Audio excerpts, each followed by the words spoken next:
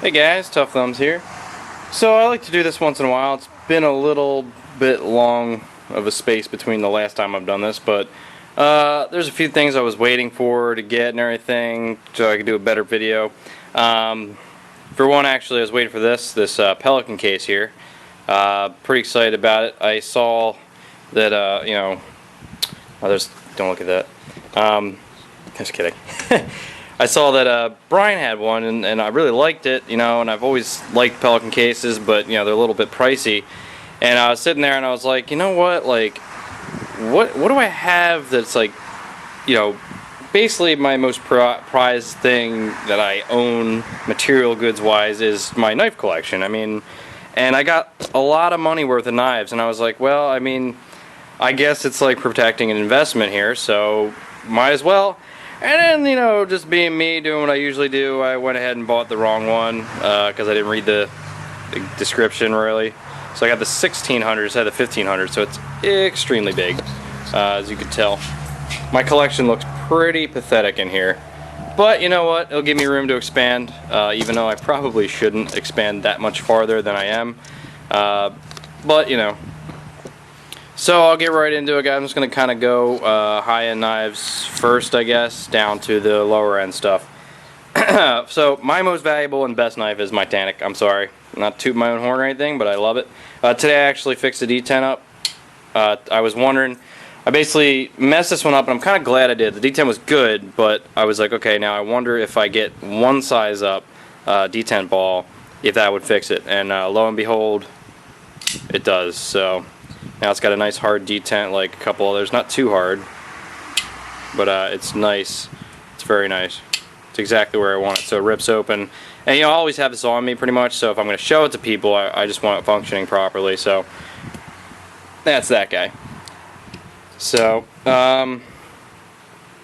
let's see here. So we'll start off first with the Hoagie X1. I'm going to say a few things about each one and move on to the next one. So the X1 is probably my favorite custom I own. The thing is just a masterpiece of craftsmanship. The maker is awesome. This is 3V steel. Ridiculous smooth action on this thing. It's just a great knife. Very impressive. It's one of my go-tos for just fondling knives. And it's also a very capable knife with a nice flat grind. Nice and sharp. It's just beautiful. A little chunky, but that's Hoagie for you. He's one of my inspirations and someone who helped me a lot in what I do. He definitely helped me. Some days when just out of nowhere he'd give me a call to after I left him a message, and I was always been kind of taken back by the fact that he took time out to help me out. So thanks, Jake, man, if you're watching. Awesome dude. So it's the Hoagie X1. Highly recommend it. This is one of the originals, probably one of the first ones he sent out. He said he handpicked it for me, so it's never going to leave my collection because I love it so much. So, yep. Next up, we'll do these two together. Got the Curtis F3 flippers. These I like a lot. Also, another maker that helped me out and was more than happy to talk to me. Fun guy, Dave Curtis. These knives are just perfect. I mean, this one it had a little issue. Called him up and he took care of it instantly. I mean, I've never seen someone so quickly take care of something. And he even made the detent really nice and hard for me, so it would rip out like real nice. And it's just super smooth. It's a great little EDC knife. On this one, I got second hand, and it's just insanely smooth. But the detent's great, but it's just ridiculously smooth. CPM 154, I believe. I could be wrong on that. It might be CTS XHP. I'm not sure. I forget at this point. Another two knives. I don't know. I don't think I could part with either. I just love them. And it's one of the only knives I have two of, or like a set of, which I do like. My goal is not to have to sell all my knives, like a lot of guys get stuff, catch and release, this and that. I try to think about what I want before I get it. Some of these were gifts, so some of them just kind of ended up in my hand, and very few of them I actually straight up bought from the maker or anything like that. Actually, pretty much none of them.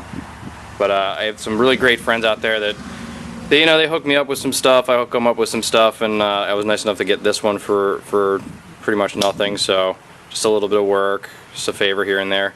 So that's just the way it is. I really like it. it's one advantage of doing what I do. I can exchange work for some knives, and some great people out there. So thanks, Todd, on that one. Beautiful knife, love it. And all these knives like help and inspire me to do what I'm doing. And Dave Curtis, awesome guy, helped me out a lot with advice. Next up, you guys have heard me talk about this at length. This is the Jayson Clarke flipper here. Thing is gorgeous. Not much more I could say about this one. It's a perfect knife. I really, you know, it's kind of funny. Some people kind of come at me like, oh, wait, that's not really your taste of knife. That is my taste of knives. I like every type of knife, and I really like the slim, long, just sleek look a lot. Probably the next frame lock I do will be something along these lines in some way. Probably a little bit more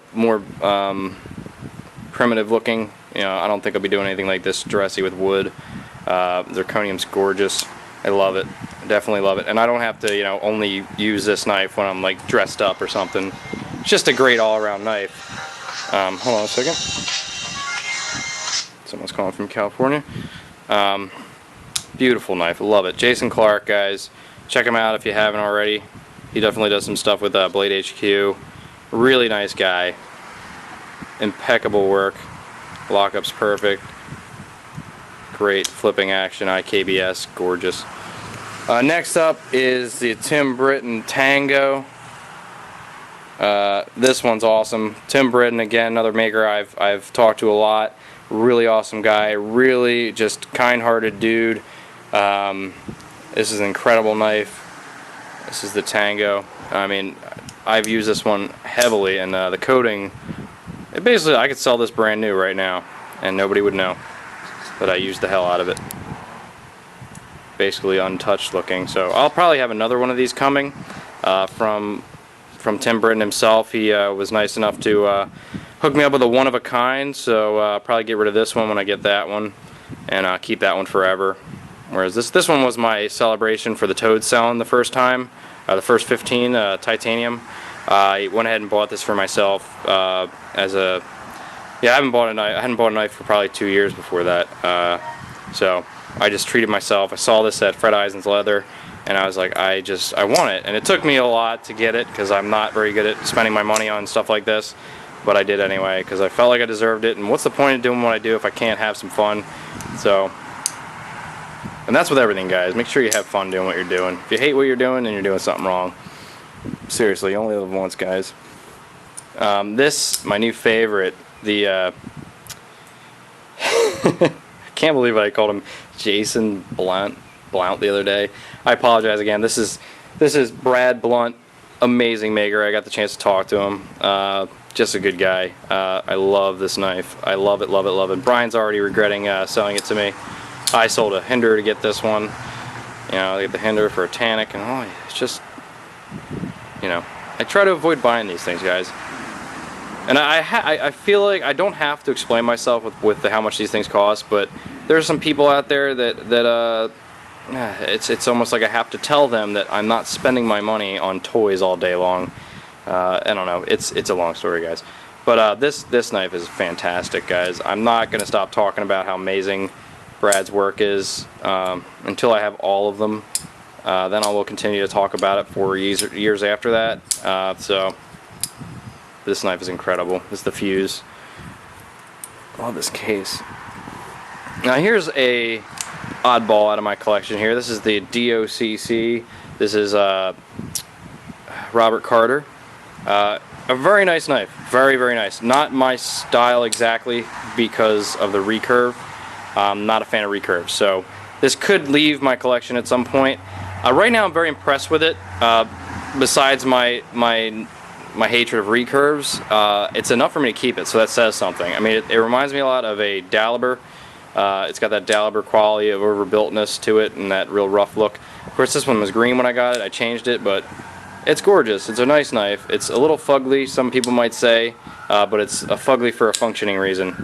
So you can get really good choke up here and a great reverse grip here with a nice long blade hanging out there.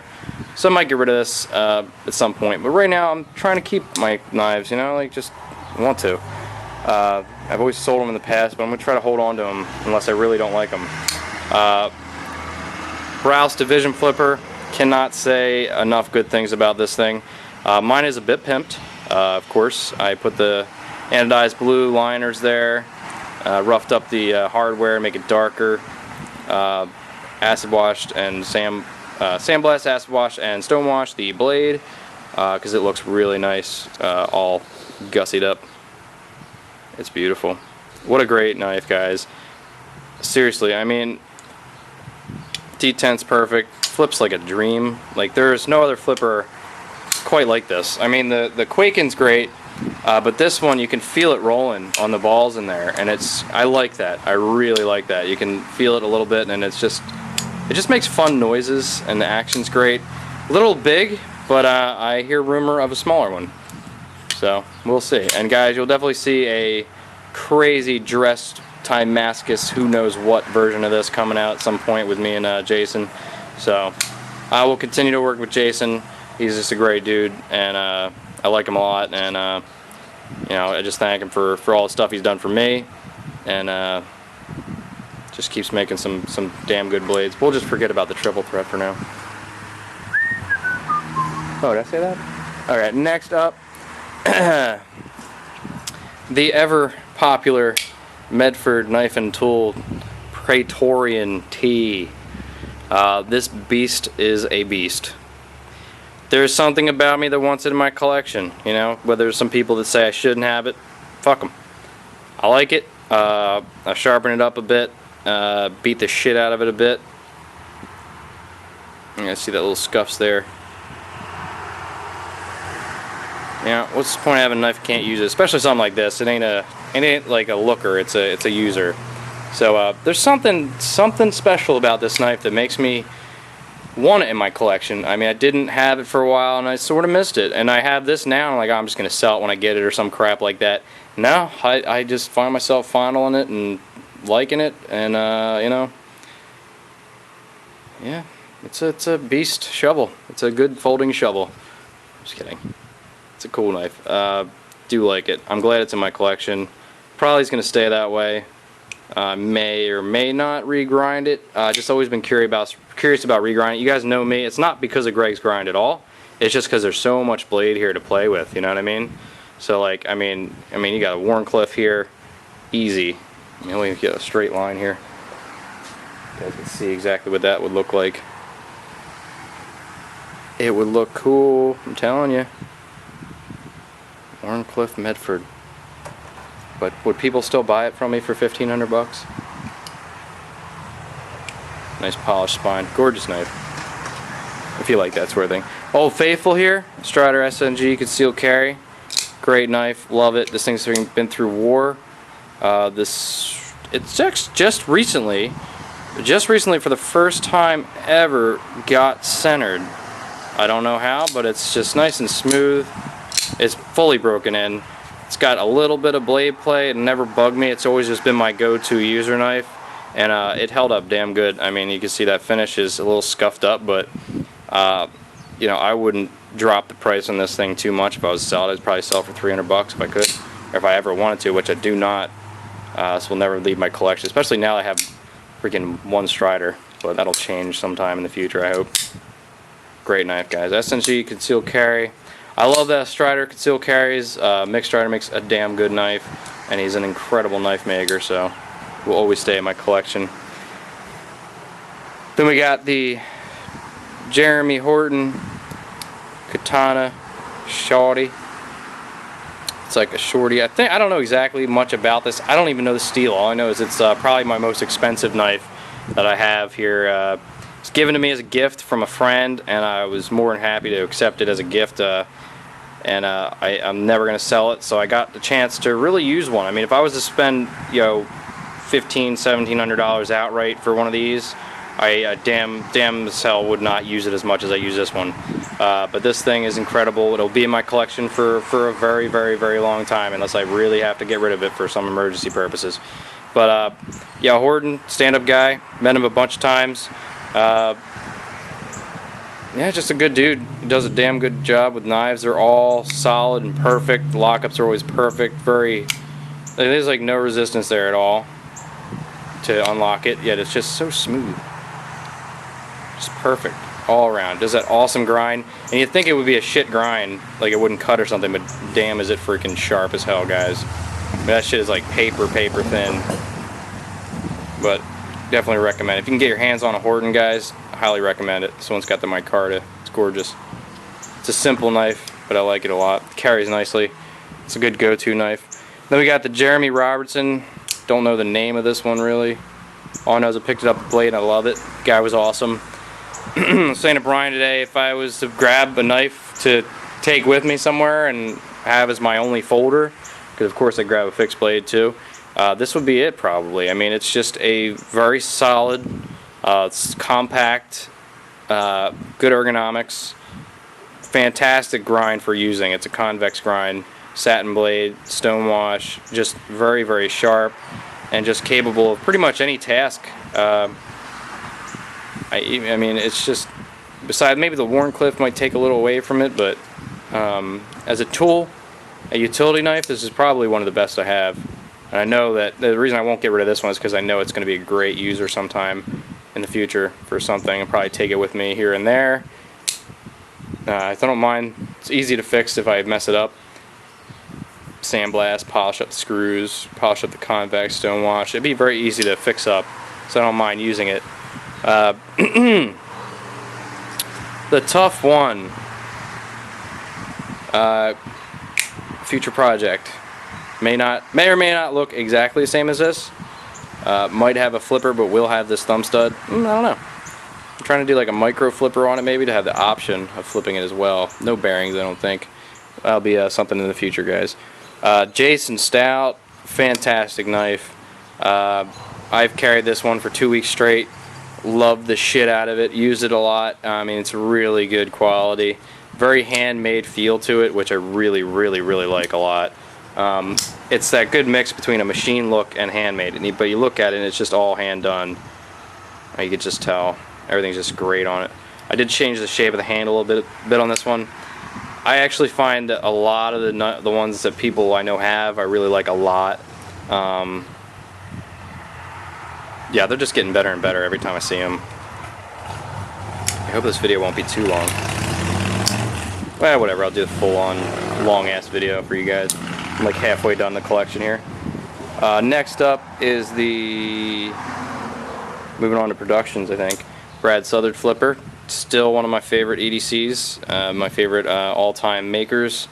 Probably going to give him a call sometime soon. I've just kind of working up the courage to call him up because I admire him, and his knife making ability is just below my mind. So he just sounds like a cool guy. So I'm gonna give him a call at some point. See if we'll go for the collaboration idea. Just joking. Great knife, guys.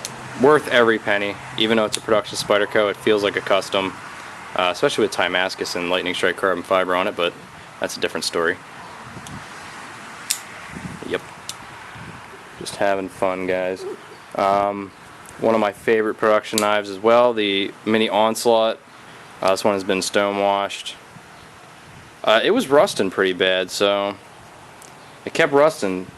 So I acid washed it and stone washed it for a really long time. That's my favorite look, really, like the acid wash, and then it just makes the stone wash a lot more of a solid stone wash. I don't know how to explain it really, but I just use this a lot, and it just kept rusting around the pivot area. It's because it's B-Blast at D2. It makes no sense to me. B-Blast is not a good finish for D2 steel, but with the acid stone wash, it's good. Polish is good. Polish stone wash good. B-Blast stone wash good. Sandblast bad. B-Blast bad. No good. Coating good? Yes. Next up, this is a new acquisition. This is the Emerson Persian. Heading up the team is the only Emerson I have currently. I've had a lot of them over the years, but I've for some reason got rid of all of them. I don't know. Just over time, I just got rid of them. They're easy to pimp, and this one is one of my favorites ever. And thank you, Carlos. Carlos was having a seizure last night, telling me how much he loved me for this weird looking thing here, this steampunk Tannic. He's just told me to keep the Persian. This is one of his knives he had for here to get pimped. He told me to keep it. So I appreciate that, man. It's a knife that I've always wanted. It's a good self-defense. I mean, it doesn't take much to just pull this out of your pocket and just push forward. I mean, it's just ridiculously sharp. And that tip is unimaginably sharp. Like, that is just ridiculous. It sticks in my finger when I go like that. My fingers are like rocks. So that's a good one to have, and I love it. Emerson Persian. One of my all-time favorites. Been in my collection for a long time. The DPX Hess version 1. Just this year, just started getting that problem that they had in the beginning. But for 4 years, I think it's held up damn good, and I really carry this one a lot. It waves open nicely. It's got a bottle opener. It's thick. It's beastly looking. I mean, it's smooth. It fits real nice in the hand. It's got the pommel on it. It's a great knife. I mean, there's no reason I wouldn't carry this all the time. It just felt good carrying it. And it's not tactical. It's not traditional. It's just, you know, it looks tactical, but it just looks like a high-end custom somewhat. I just like this knife a lot, and Lion Steel makes a damn good knife. So that's a good one that's still in my collection. The production knives I have are the only ones that I really love. Like this Hoagie X1, another one I would never get rid of, ever. If I didn't have it, I would be like, where's my Hogue? I mean, the thing is just fun as hell to play with. The blade shape gave me all sorts of ideas. It's really great to work with, as you can see that right there. You got tons of options choking up here. I mean, it's just a fantastic knife. I mean, if you guys want a workhorse that looks good after heavy use, I mean, that stonewash is amazing, and that coating or anodizing on the handle is fantastic. I have thrown this, I have dropped it, it's laying on concrete. I don't even see a scratch on it. The only thing I replaced was a clip at some point, but that's not because it was scratched, just because the black one was there. So it's still smooth. No way to have blade play. It's not possible. Always centered. It's a trusty knife right there. Hoagie X1. Not a fan of the X02 or the 3. I think I want the ones they started making in polymer like this. They're kind of cool. I might grab one of those. This Temperance 2, first compression lock, Spyderco. Great ergonomics. Really awesome steel. 440V steel. Just one of my all-time favorites.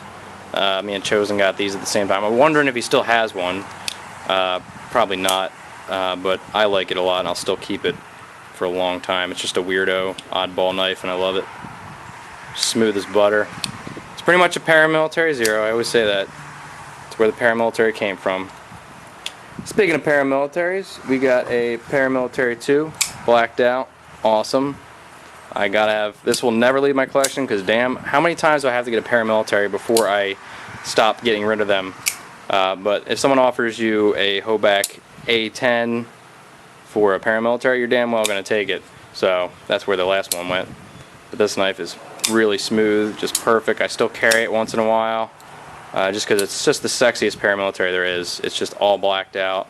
I mean, I'd rather have this than like some crazy pimp shit. I mean, it's just really stealthy and just super smooth.